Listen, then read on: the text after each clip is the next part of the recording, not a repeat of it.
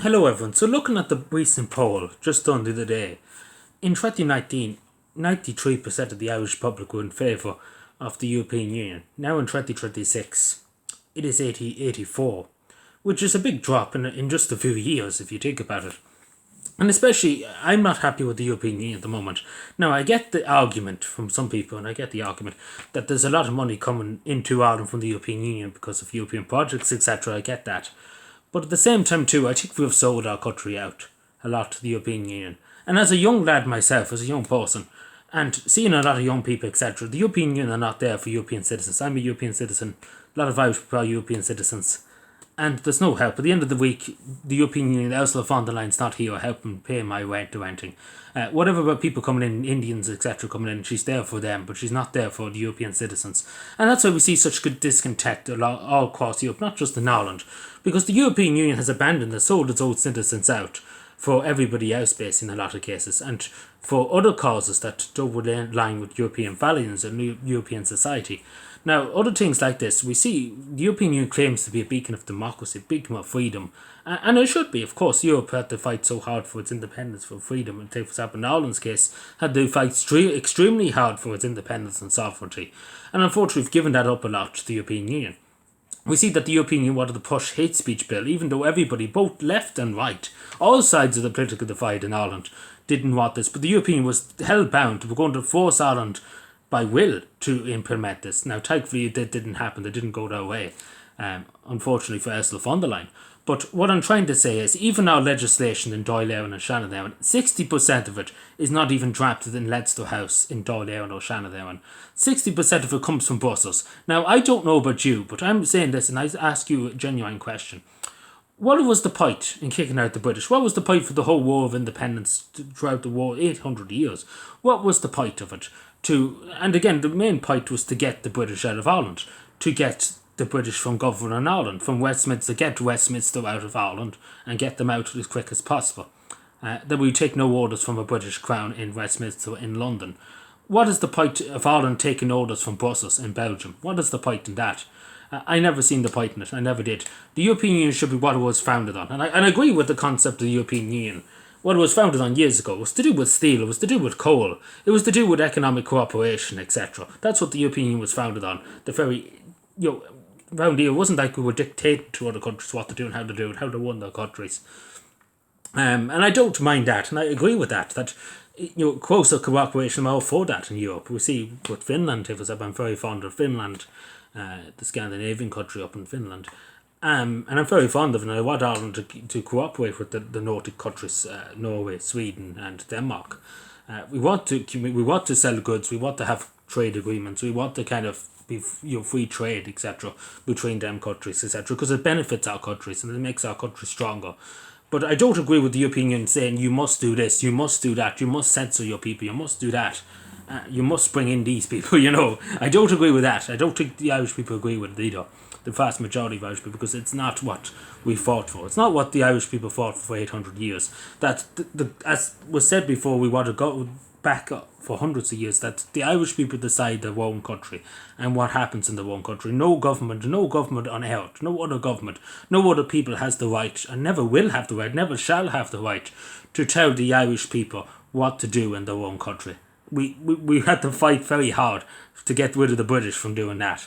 And unfortunately, we have another country telling us what to do, the European Union.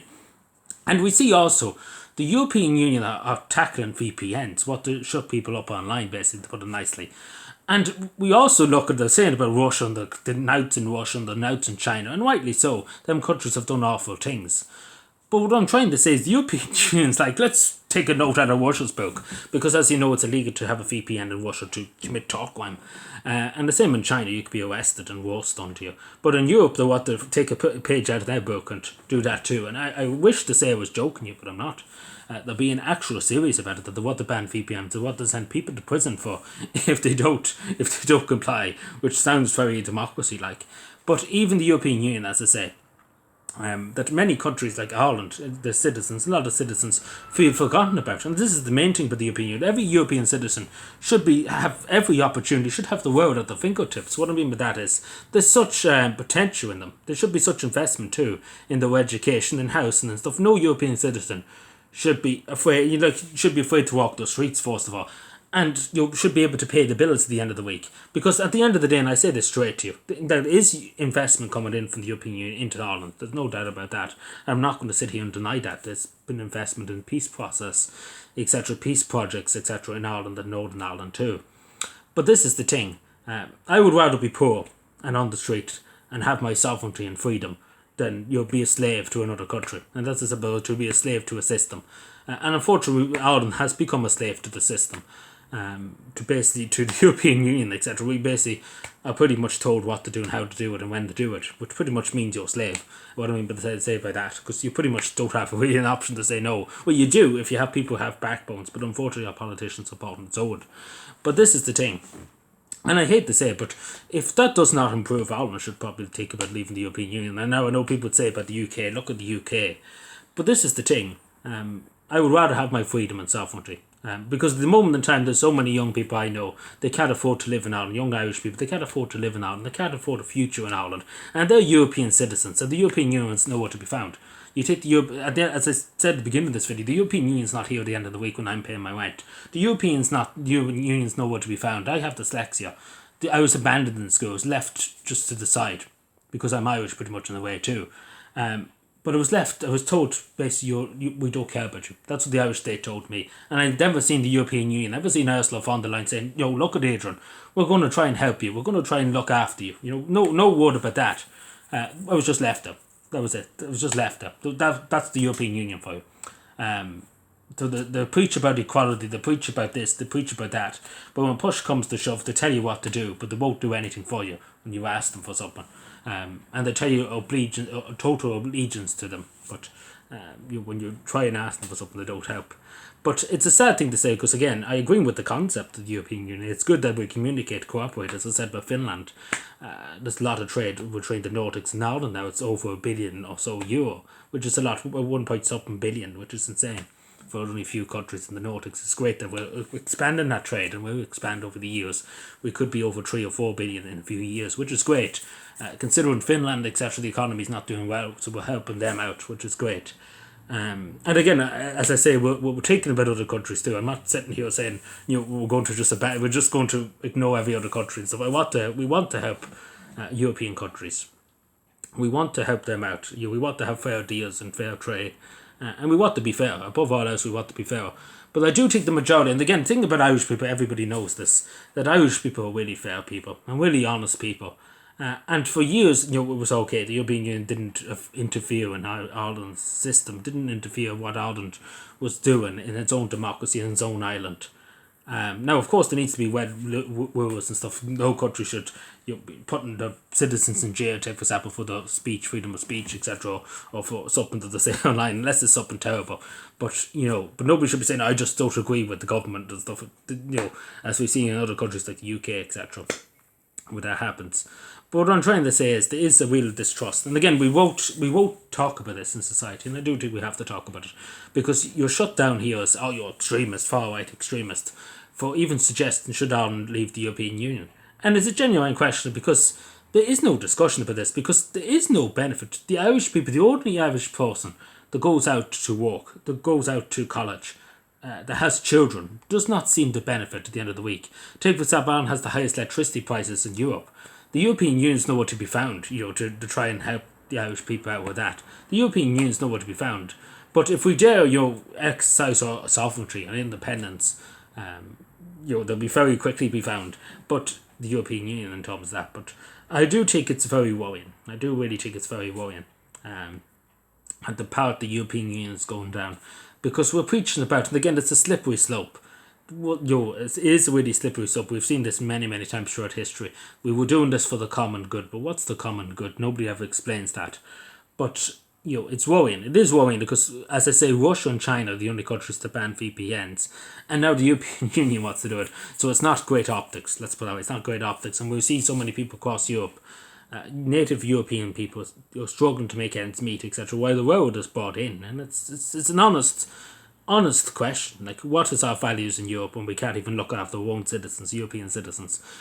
What is our values? Like, really, what is our values? Because, as I say, there's so many, in Ireland, there's so many people that are European citizens, Irish citizens, who pay into the European Union.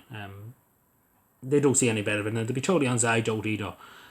To be generally honest with you, because I see nothing. As a young person, you should be saying, I have the whole world at my fingertips, that I have every opportunity to become something, to do something in life. But the simple reality is, and I'd be totally honest, and I don't care about career, I just couldn't give a damn.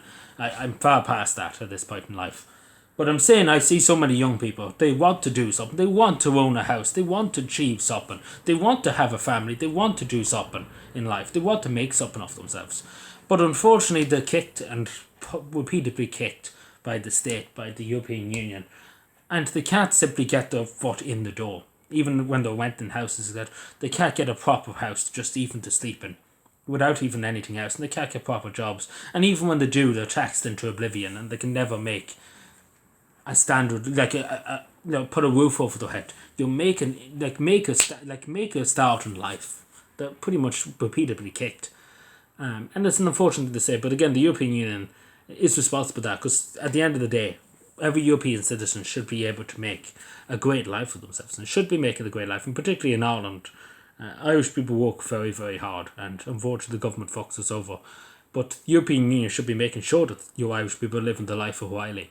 But unfortunately, they're not living the life of Wiley. There's very few, apart from other people, but Irish people don't live the life of Wiley. The majority of Irish people live in poverty. But as I say, if the European Union doesn't change, we have to leave it, unfortunately. And that's an unfortunate thing to say. And I'm not sitting here saying, oh, great, we'll leave it and stuff. I don't want to be genuine honest, I don't want to leave it. It was back to what it was originally. What the original concept was trade and stuff. I wish it would go back to that. If it would, then we wouldn't have an issue. But I have an issue with the European Union in Brussels telling us what to do. Because I don't remember going to a voting booth and saying, let's vote for Ursula von der Leyen, let's vote for Klaus Schwab's. I never remember voting for them. I don't think we ever get that option, unfortunately, too. But that's what it should be, because at the end of the day, the president of the European Union should be voted by the people. That's democracy. It's not among the politicians who gets in. It's supposed to be the people. The people decide. And the last thing I say, just the last point I make, is about our European MEPs in Ireland that serve in the European Parliament. All of them are weak and just simply give up the country. They're not willing to fight for Ireland. They're not willing to stand up for Ireland. There's been very few. The war just capitulated the first opportunity. And that's a sad disgrace that we have such people that are not willing to stand up for their country, and they stand up for their values, and they stand up for their flag and for what this country means to people. They're not willing to do that. It's simple as that. And it's a sad thing to say, but it's the truth. Let me know what you think. And again, as I say, I know some people would say the European Union does some good, and of course they do some good, of course, rightly so. I'm not saying that it's no good altogether, but I do think it's gone down a dark path, and I do think it's gone worse. It's getting worse and worse every week. And that's just genuine being honest with you.